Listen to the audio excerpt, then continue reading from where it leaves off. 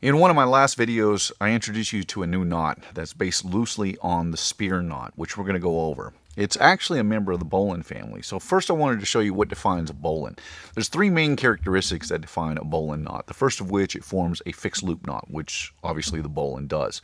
The second of which, it has a nipping loop or nipping turn.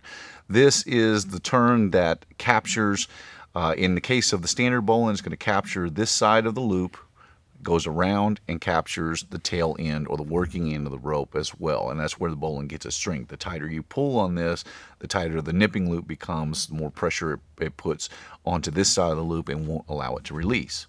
The last characteristic of a Bowline knot, and I'll flip this around so it's better viewable, is that it includes the crossing turn, or what is commonly referred to as the back. Now the benefit to that is that you can break the back, as it's called, in order to loosen the knot initially to be able to untie it. So the Bowline knot is an incredibly good knot. There's a reason why they call it the king of knots. Now you can also tie this in its slip version and get the slip Bowline, which is basically the same thing, but instead of turning or sending the working end of the rope back through the nipping turn, you will send a bite back through and then tighten it up from there, and that gives you the slip Bowline, which in itself is a very good knot as well. It just allows the Bowline to a little more easily be untied.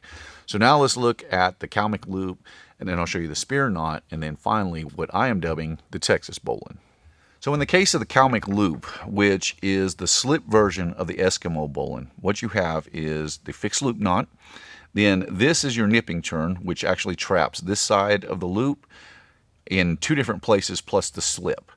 So that crosses the line 3 different times and captures 3 different parts of it, which makes it a very, very stable and good knot. The last of which, it has the crossing turn on the back.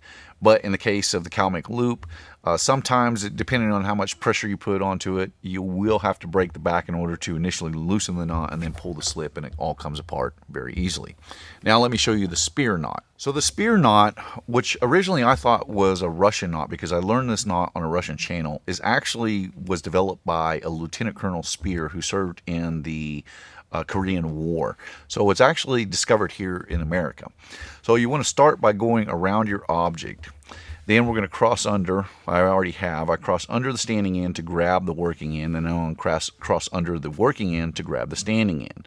We're going to pull those underneath of one another. Then with the Speir knot, you'll turn this loop backwards, forming a loop by turning counterclockwise. Then you go over the top, send a slip through that loop, and then pull apart. Now, you'll see that these two are crossed. To keep that from crossing, what you want to do is just kind of pull the slip underneath so that those two lines will uncross one another, and this forms the Speir knot. So this again is actually a member of the Bowline family, wherein it has the fixed loop, the nipping turn, and the crossing turn. The benefit to this one is that it is a very quick release knot. So again, we'll go over, cross the lines underneath of one another, turn this one backwards to create our loop, send a slip through there, send this under, and then tighten, and that forms the Speir knot. So it is a very cool knot to know because it's quick to tie. I really like the fact that it is a quick release knot, so it works for a lot of different applications. Now I changed this knot a little bit from what I had learned it. So we're going to go over the crossing, or excuse me, over our object. And much like the Speir knot, we're going to grab the working and the standing ends from underneath one another and pull them apart. But instead of turning this loop backwards, we're going to turn this loop clockwise. And then coming through the top of that loop, that's where we're going to grab our bite, send it through, and pull it. And that forms what I'm going to be dubbing the Texas Bowline. Now, again, technically, this is a member of the Bowline family, wherein it includes the fixed loop, the nipping turn, and the crossing turn. The great thing about this is because the nipping turn is formed by the left side of the main loop and the standing end, as soon as pressure is released on it, the nipping loop immediately loosens and the slip comes out incredibly easily. One thing I like about this knot is it's very fast to learn this knot. It's very easy to tie. It holds well. So I have looked high and low in different publications trying to find this particular knot. It took me a long time to find the Speir knot, and that was with the help of some viewers. Now, if it turns out that this knot has actually been published somewhere else, obviously I will correct this video.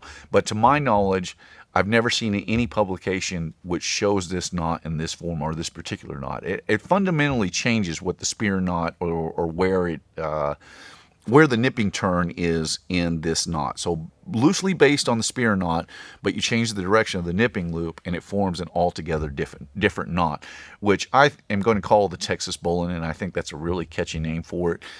I think, first of all, it's very, very easy to tie, very easy to untie.